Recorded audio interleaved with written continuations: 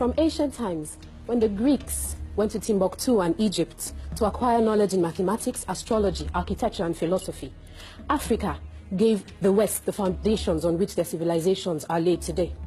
Slavery and colonialism brought about the Industrial Revolution of Africa and Europe through the human and natural resources of Africa. Today, Africa still continues to fuel the lifestyle of the West, producing the essential raw materials that make up 65% of the imports of the United States, 45% for France, and 65% again for the United Kingdom. 6 out of the top 10 diamond-producing nations in the world are African. Botswana, in particular, produces the most diamonds in the world in monetary terms. Guess where the money is spent? 80% of the diamond industry's money is in New York City, 57 billion US dollars. And anybody who's heard the story of blood diamonds knows what this has cost Africa. According to statistics from the United Nations, 37% of the workforce of the United Kingdom is made of Africans, not British Africans, Africans. Due to overuse, pollution, environmental degradation, the natural resources of the West are gradually coming to an end, regardless of technology and whatever measures are put in place. The truth is unavoidable. It is inevitable.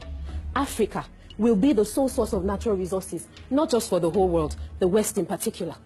Let's face the truth. The West is coming to the end of an era. Africa is just beginning. Thank you. For the sake of argument, yes, the West provides Africa with aid, but at what cost? The IMF and the World Bank constantly coerce African governments to open their countries up to Western corporations. The Democratic Republic of Congo is the richest country in the world based on natural resources, but it's the poorest. Why? Its wealth of minerals is owned by 32 Western companies. Even after aggressive debt relief campaigns, African countries still pay 20 billion US dollars in debt repayment every year. A stark reminder that this foreign aid you speak of is not free. The notion that the West educates us in any way is a myth, because they simply use the psychological means to make us dependent on them.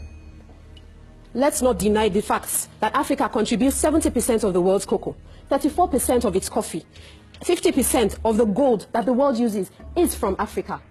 Let's face facts. Africa, if taken out of the equation, leaves the West finished, empty,